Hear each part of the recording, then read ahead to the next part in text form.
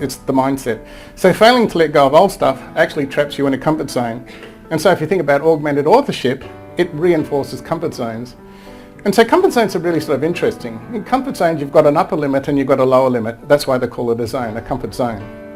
And so if you go 10% above your upper limit, in other words, if you go 10%, if you go 10% outside your happiness upper limit, or if you go 10% out fortuitously outside your money upper limit or your lifestyle upper limit, you're actually going to do something. If you find yourself 10% below your happiness limit, or your lower level in money or your lower level in relationships, you're actually going to do something. If you're 10% above, what happens is you'll decompensate. You'll actually find some way to not be so happy. If it's money, if you go 10% above, somebody gives you, if you're on $100,000, somebody gives you $10,000, you're going to find a way to blow that $10,000. You'll decompensate. You won't actually put it to good use. Does that make sense? Same with the bottom. If you're outside, if you're on $100,000 and suddenly you go down to, I don't know, there's a pay cut or something like that, and now you're down at $90,000, you'll probably go and take another job to get back into the 100 grand, or go and, do some extra learning, or go and get another degree and all of that sort of jazz. But basically you'll then go into scramble mode, because now you're really starting to stretch, and that's actually what the comfort zone refers to. So comfort is derived from the 13th century Old French word and Latin, comforto, which means to help, to strengthen. It's really important to actually focus on to help, to strengthen. So it also is from comfortare, meaning to strengthen much, which comes from com, which is intense, and fortify, or to make strong. Zone comes from the Latin word zoniani, which means a geographical belt. 13th century Greek, zoniani, meaning to grind, to gird, a girdle. Now here we have a belt, a girdle, which by definition has an upper and a lower limit. And then you have to strengthen and to strengthen much. Is that okay so far? So if you think about that, authorship from within your comfort zone traps you within tightly defined limits.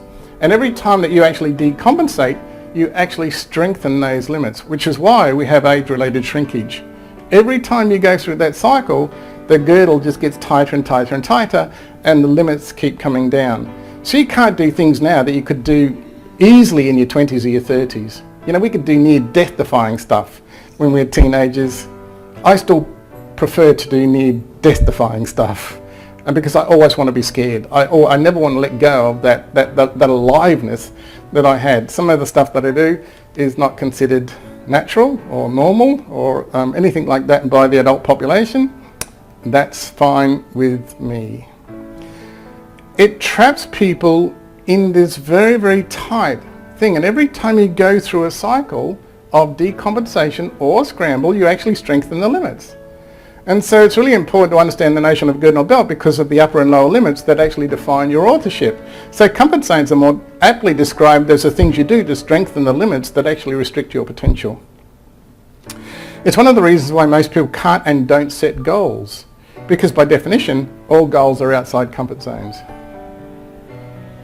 And people prefer to work within the comfort zone. Outside your comfort zone, augmented authorship promotes a powerful emotion, and that's the fear of failure.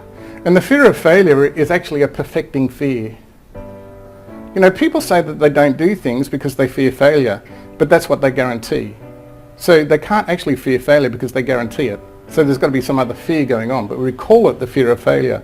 So the fear of failure is a perfecting fear in that it prevents risk-taking, and it always encourages the return back to the norm, which is the return back to the safety, which is the return back to the comfort zone. So failure is created by the fear of failure. It actually creates the very thing that most people actually want to avoid. And fear's paradox is that if you took the same energy and consistency that you were giving to avoidance and you actually directed it towards success, same energy, same amount of time, then you'd be incredibly successfully.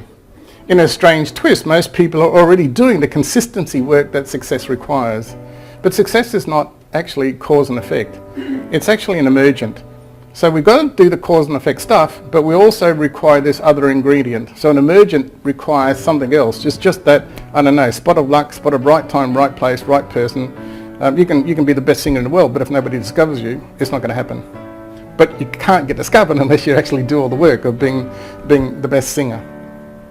If something constantly prevents you from experiencing success, enterprise or achievement, then you've got to start thinking about what is it that you are actually constantly doing, because whatever you're constantly doing, you're actually perfecting. And whatever you perfect actually has a stranglehold on sameness. And every time you go through that cycle, age-related shrinking shrinks the amount of flexibility that you actually have. And this is critical because anything that you constantly do leads to perfecting whatever it is you constantly do. So augmented authorship means that people are always perfecting less than, rather than, more than. So when this happens, access to financial freedom or whatever it is that you want is denied because there's no evolution of innate potential. And so when there's no evolution of innate potential, then it goes south. And so relative to your true potential, you'll always underachieve, which is the very thing that most people say that they actually want to prevent. As soon as you step back from evolution, you're actually entering age-related shrinkage. And again, the sameness steps in every time that happens. And so if you think about, money, if you think about business, if you think about taking it to the next level, then there's whole bunches of decisions and choices and learnings that you've actually got to take on board.